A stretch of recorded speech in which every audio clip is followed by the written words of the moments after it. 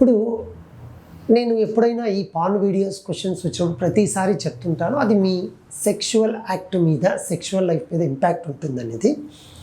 అయితే ఈ ఏవైతే టాయ్స్, సెక్షువల్ టాయ్స్ అంటున్నారో, అగైన్ ఇది ఒక డబుల్ ఎడ్జ్డ్ స్వర్డ్ అని చెప్పచ్చు. ఎందుకు? సెక్స్ ఎడ్యుకేషను తెలియని వాళ్ళు కానీ, లేదా అసలు రొమాన్స్ అయిన తర్వాత ఇప్పుడు లేడీస్లో యూరిన్ ఛానల్ అని, తర్వాత సెక్షువల్ చేసే యోని వెజైనా అని, తర్వాత ఇంకా కిందికి వెళ్తే మీరు అక్కడ ఏమవుతుంది అంటేను మోషన్ వచ్చే ఛానల్లో అసలు ఇంటర్కోర్స్ చేసేటప్పుడు పెనిస్ పెనట్రేషన్ ఎక్కడ యోనిలో ఉంచాలా లేక ఇంకో చోట్ల కొందరు తెలీదు. అటువంటి వాళ్ళకి ఏమంటే ఈ సెక్స్ టాయ్స్ కొంచెం ఎడ్యుకేషనల్ పరంగా ఉంటాయి. అంటే యోని ఎక్కడ ఉంటుంది, మోషన్ ఛానల్ ఎక్కడ ఉంటుంది, యూరిన్ ఛానల్ ఎక్కడ ఉంటుంది, లేడీస్కి కొంచెము రొమాన్స్ని ఎక్కువగా ఇచ్చినప్పుడు ఏ పార్ట్స్ టచ్ చేస్తే వీళ్ళకు ఫీలింగ్స్ ఎక్కువ వస్తాయి, అంటే భావతృప్తి వస్తుంది అనేది టాయ్స్లో ఎక్స్ప్లెయిన్ చేసి చెప్పడం అది చాలా మంచిది. కానీ ఇప్పుడు ఏమవుతుంది అంటేను,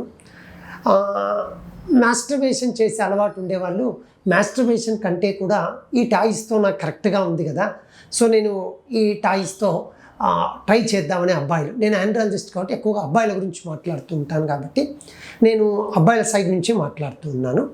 ఈ ఏవైతే ఆ ఫీమేల్ జెనిటల్ పార్ట్స్ ఉండే సెక్స్ టాయ్స్ ఉంటాయో, ఈ టాయ్స్ యూజ్ చేసేటప్పుడు ఏమవుతుందంటే అవి కొన్ని సిలికాన్ మెటీరియల్స్తో, కొన్ని రబ్బర్ మెటీరియల్తో, డిఫరెంట్ మెటీరియల్తో తయారు చేస్తూ ఉంటారు. అప్పుడు ఏమవుతుంది, అవి తయారు చేసేటివి కాబట్టి టైట్నెస్ ఉంటుంది. మీకు దీని ప్రభావం ఎక్కడ వస్తుందంటే, మీరు ఎక్కువగా ఈ సెక్షువల్ టాయ్స్ వాడినప్పుడు నెక్స్ట్ ఫ్యూచర్లో మీరు పెళ్ళైపోయిన తర్వాత, మీ మిసెస్ ప్రెగ్నెన్సీ న్యాచురల్ డెలివరీ అయిన తర్వాత ఆబ్వియస్గా యోని అనేది అంటే వెజైనా కొంచెం లూజ్ అవుతుంది. ఈ సెక్షువల్ టాయ్లో ఎప్పుడు కూడా టైట్నెస్ ఉంటుంది. ఎందుకంటేనో అది రికన్స్ట్రక్షన్ చేసినది. మీకు అది చెడిపోయింది అనుకోండి, దాన్ని మీరు వాడరు కూడా. సో లూజ్ అయిపోతే మీరు వాడరు. కానీ అలా కాదు కదా లైఫ్లో.